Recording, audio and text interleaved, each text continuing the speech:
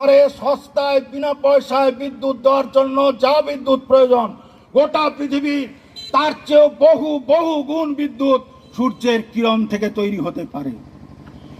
এখনো ব্যবস্থাটা পাকাপোক্ত হয়নি।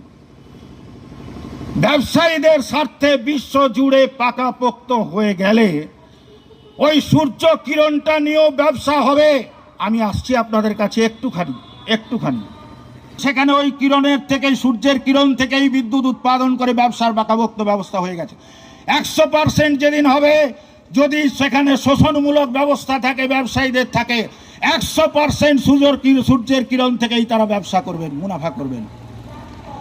এবং ব্যবস্থা পাকাপোক্ত আছে কয়লা পুড়িয়ে বিদ্যুৎ, তাই কয়লা পুড়িয়ে বিদ্যুৎ ব্যবস্থাটাই উৎপাদনের ক্ষেত্র হিসাবে আছে এবং থাকবে আরো কিছুদিন, যতক্ষণ পর্যন্ত বিকল্প ব্যবস্থা না হয়।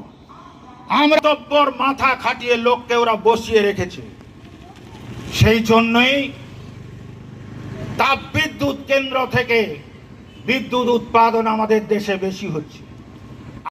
আমরা উনাকে ডেকেছি কেন, আমরা এ কথা বলছি কেন, আপনাদেরও ভাবতে অনুরোধ করছি কেন। সভ্যতা আমরা যে কেবলমাত্র খেয়ে পরে দিনটা কাটিয়ে দিয়ে আমরা চলে যাব, মরে যাব, তা তো হবে না। সন্তান জন্ম দিয়েছি, বাড়িতে নাতিপুতি আছে, ঘর বাড়ি তৈরি করবার জন্য প্রাণপাত পরিশ্রম করছি, তাদের বেঁচে থাকবার জন্য করছি। কি হবে? গত বছর প্রায় 50 ডিগ্রি সেলসিয়াসের গরম উঠেছিল। বিজ্ঞানীরা বলছেন যদি 1 মাস 1.5 মাস টানা 45 ডিগ্রি থেকে 50 ডিগ্রি সেলসিয়াসে তাপমাত্রা থাকে, তাহলে গাছের পাতাগুলো ঝরে যাবে। গাছের পাতাগুলো ঝরে গেলে গাছ যে অক্সিজেন দেয়, কার্বন ডাই অক্সাইডকে গিলে অক্সিজেন দেয়, আমরা যে অক্সিজেন খাই, অক্সিজেন নিয়ে বেঁচে থাকি, আমরা তৎমুহূর্তেই মরে যাব। আমরা 45 থেকে 50 ডিগ্রি টেম্পারেচার এসে গেছি, বিশেষজ্ঞরা বলছেন। তাই আমরা বলছি থার্মাল পাওয়ার স্টেশন বন্ধ করো, বিদ্যুৎ উৎপাদনের ক্ষেত্রে থার্মাল পাওয়ার স্টেশন বন্ধ করো, সূর্যের কিরণ থেকে বিদ্যুৎ উৎপাদনের জন্য বিজ্ঞানকে প্রয়োগ করো। তার ভিত্তিতে সস্তায় সবচেয়ে কয়লা কিনতে খরচ হয়, সূর্যের কিরণ কিনতে কোনো খরচ হয় না। এ কথা বুঝবার জন্য কোনো পণ্ডিতের দরকার লাগে না।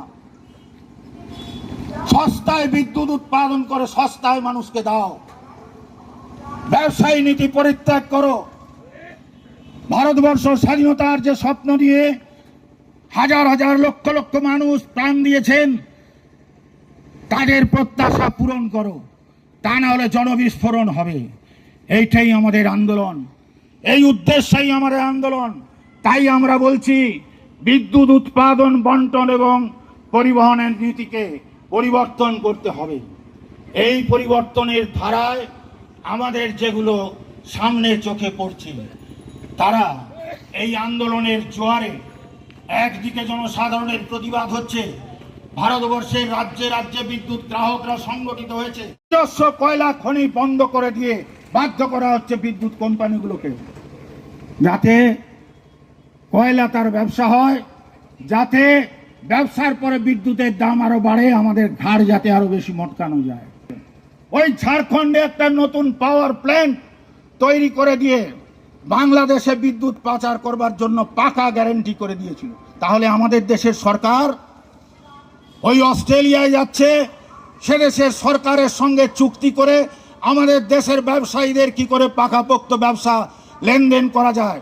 ভারতবর্ষকে লোটো, ভারতবর্ষের বাইরে লুটার ব্যবস্থা করে দিচ্ছি। তার জন্যই মন্ত্রী, তার জন্যই প্রধানমন্ত্রী।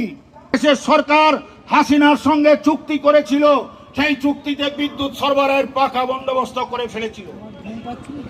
বর্তমান সরকার সে দেশের ব্যবসায়ীদের সঙ্গে দ্বন্দ্বের জন্য সরকার পরিবর্তন হয়ে বর্তমান সরকার বলছে না না, হাসিনার পক্ষের যেসব ব্যবসায়ীরা এখানে চুক্তি করেছিল, আমরা সেই হাসিনার পক্ষের ব্যবসায়ীদের পক্ষে নই।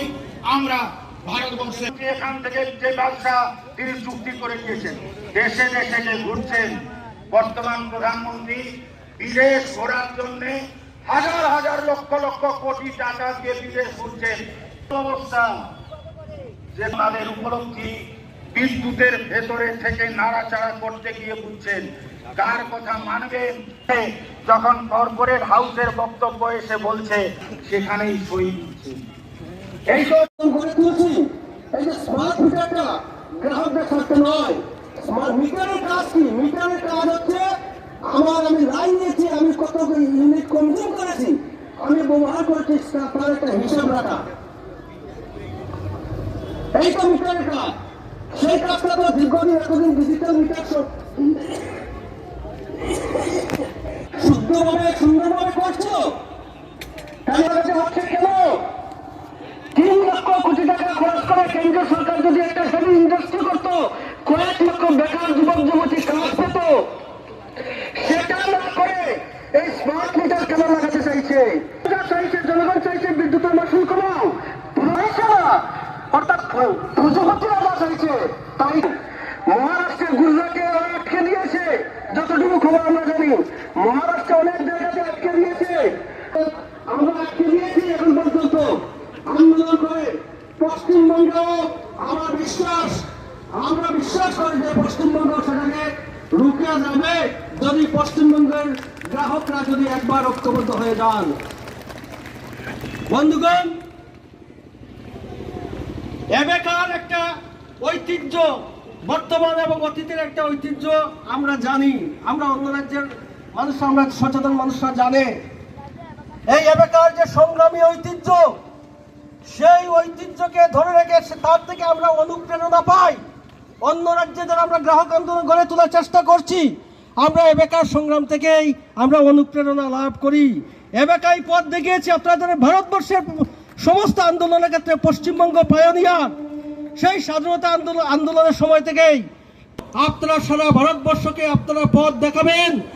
পশ্চিমবঙ্গে এই আন্দোলন আরো শক্তিশালী হবে, পশ্চিমবঙ্গে স্মার্ট মিটার বন্ধ হয়ে যাবে এবং তার আস্তে আস্তে সারা ভারতবর্ষে এই স্মার্ট মিটার বন্ধ হয়ে যাবে। এই আহ্বান সাফল্য অনেক বেশি পাবো, আমাদের কলেবর অনেক বৃদ্ধি হতে পারে, সমাজ অনেক সুস্থ হতে পারে, সমস্ত মানুষের সমস্ত প্রয়োজনে যোগান দেওয়া যেতে পারে।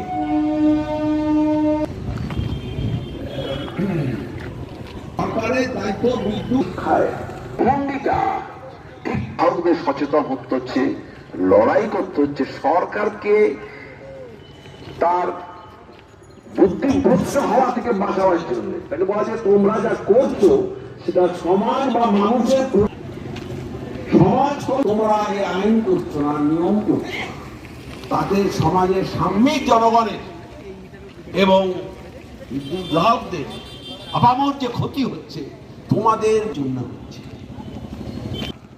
91 সালের মিনিমাম চার্জ থেকে আরম্ভ করে 2003-এর যে বিদ্যুতের আইন করেছে, তারপরে যে তার রুলস তৈরি করেছে, বা 2020 সালে যে আইন করতে চাইছে বা পরবর্তীকালে যে আইন করতে চাইছে, এ পুরোটাই কিন্তু প্রতিনিয়ত সমাজের সাধারণ মানুষের, সমাজের কল্যাণে, সমাজের উন্নতি বা সমাজের সমৃদ্ধির জন্যে এই পরিবর্তনগুলো করা হচ্ছে না।